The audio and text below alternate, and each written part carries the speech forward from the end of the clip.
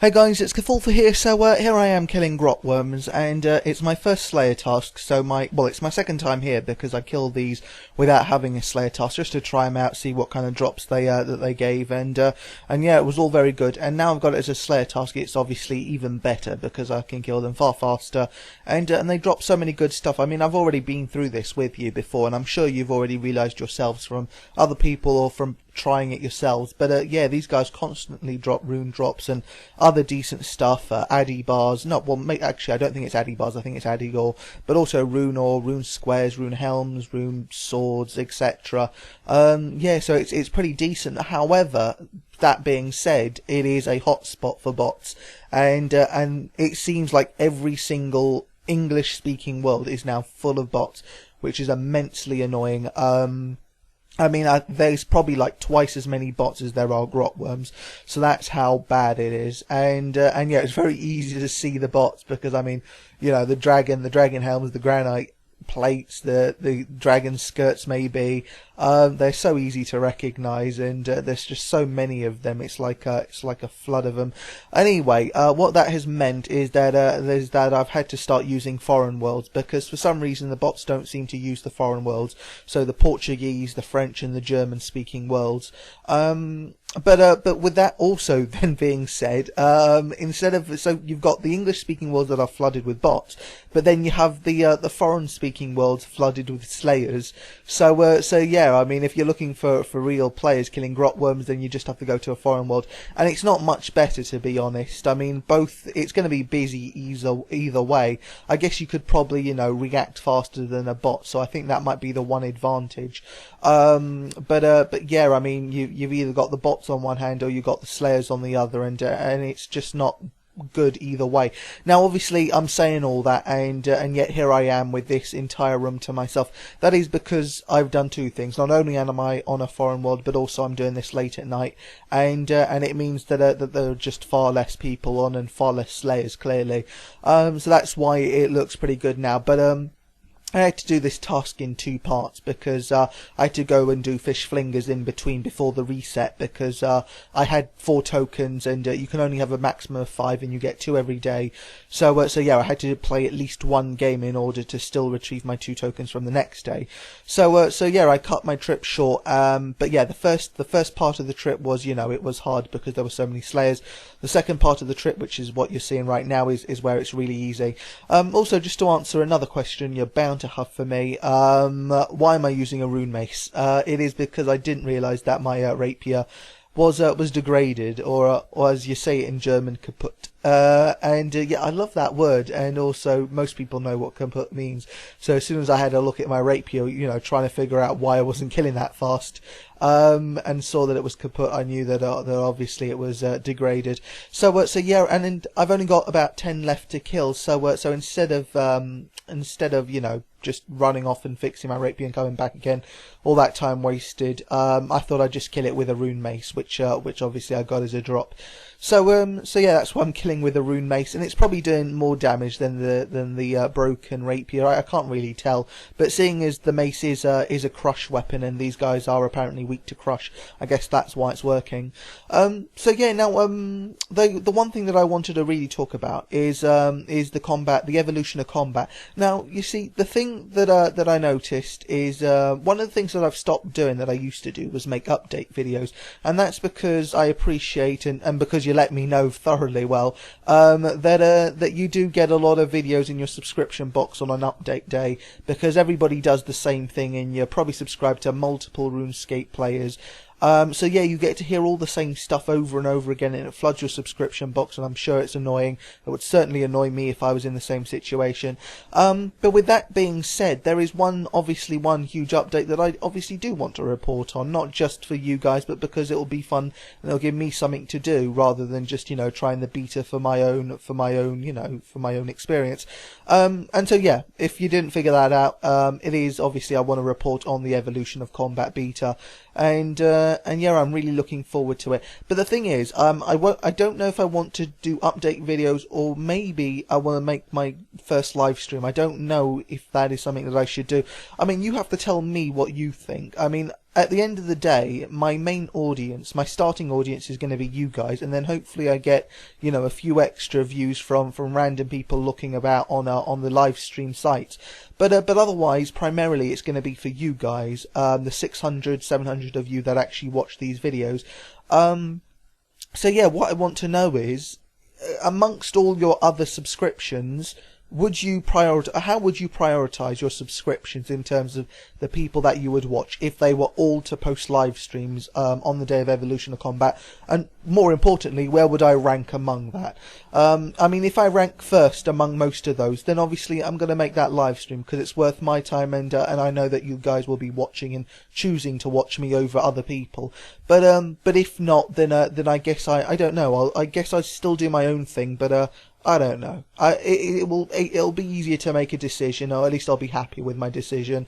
But yeah, I still think either way I'm going to make a live stream tomorrow, even though I'm actually a bit nervous doing something like that. I don't know why. I don't know why I should be nervous about something like that. But I feel like it is. I feel like doing something live is a bit different to doing something, you know, over the vlog, because even though I don't take second takes, and you know, if I make a mistake I just, you know, brush it off and continue, when I'm doing a live stream I feel like, you know, I'm under more pressure or something like that.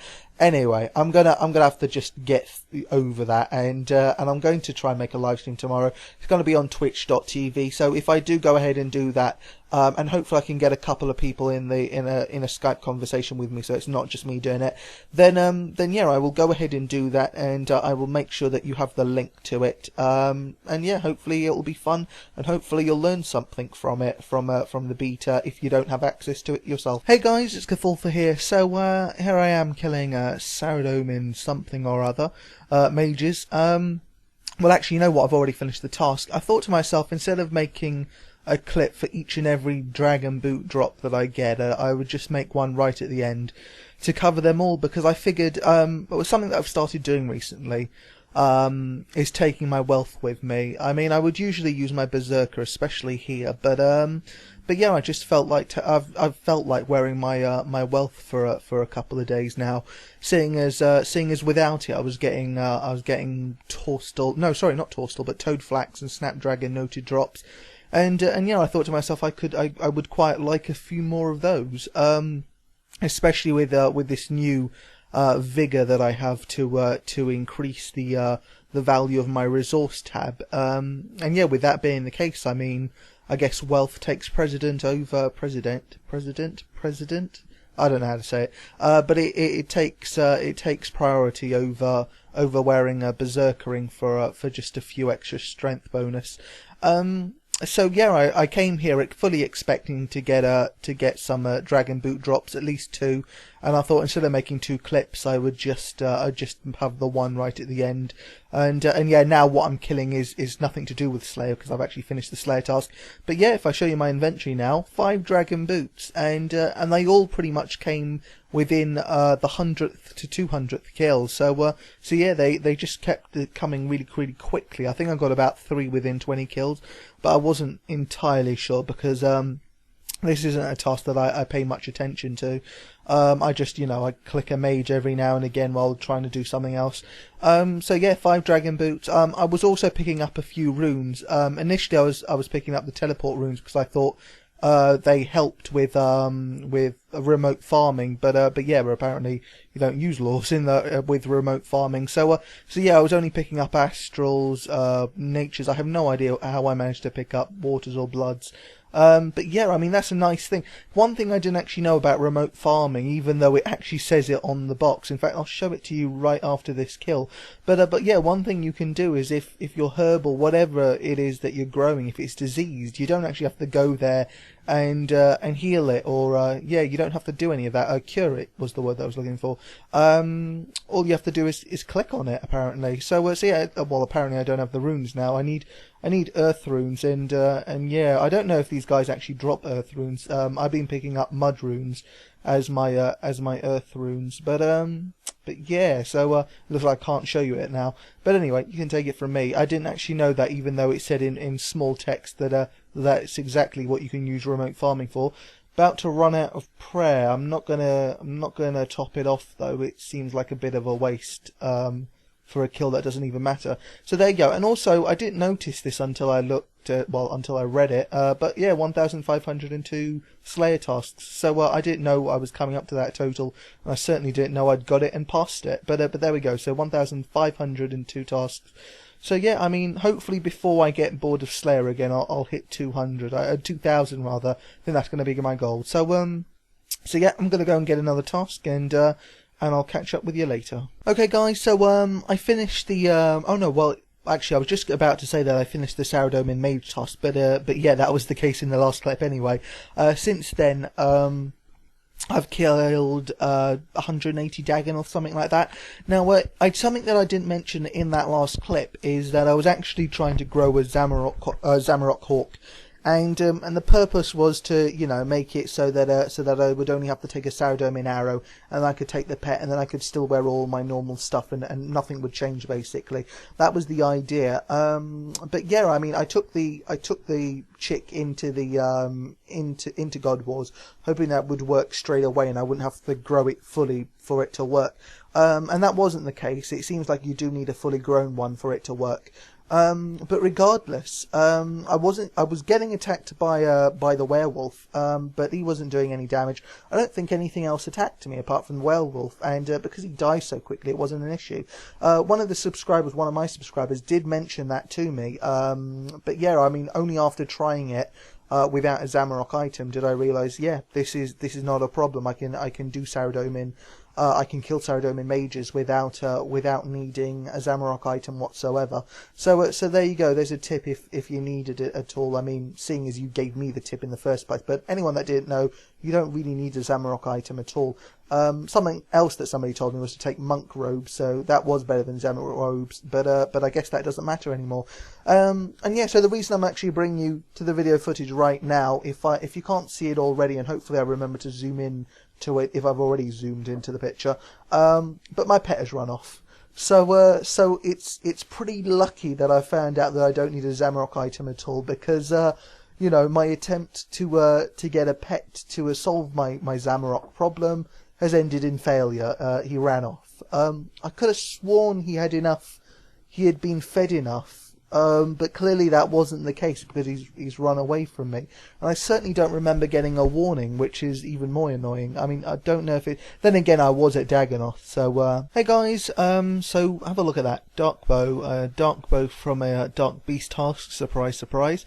So yeah, I haven't had one of these in a while, but then again, I haven't had too many Dark Beast tasks, I guess. And also from this trip, I think, actually, you know what, I can't remember whatsoever. It was either from Black Demons, or it was from Dark Beasts, the only two tasks that I've done today that I got another court summons. This one is the Sandwich Lady versus the People. Unfortunately, I learnt that you can't do a court case very quickly. You have to do them once every 2 weeks, and yeah, in other words, I mean, I did the Drunk Dwarf one, and I have to wait 8 days until I can do my next one. Which is a shame. I mean, I wonder why they did that. Is it part of the completion escape thing, because it's a requirement? They wanted to slow people down being able to do that, because I mean, there's enough things that slow completion escape owners down. And when I say obviously completion escape, I do mean trimmed completion escape owners. And yeah, I mean, there's more than enough stuff to slow them down. There's Runespan, the rank 1. There's the Castle Wars, there's the Chompy Birds, there's the Damarok thing, or however it's pronounced. That's, you know, something that you have to do 30 weeks, and you know, once every week for 30 weeks, and that's hugely annoying. So why is there a time limit on how fast you can do court cases? I would have thought that, you know, they'd just let you do it when you wanted to, because it should have been a fun activity and not something that should be restricted, and yeah, it makes no sense. So I'm disappointed with the JX on that, but yeah, it looks like if I'm, by the looks of it, I'm going to be getting a lot of these court cases now that I've opened the floodgates, now that I've actually allowed myself to start getting them, and And yeah, it looks like I might have a fair few in the bank by one stage, which I'll just be holding on to until I can actually do them. So yeah, that is annoying. I was hoping to enjoy the next court case, but it will take some time. And yeah, that's pretty much it.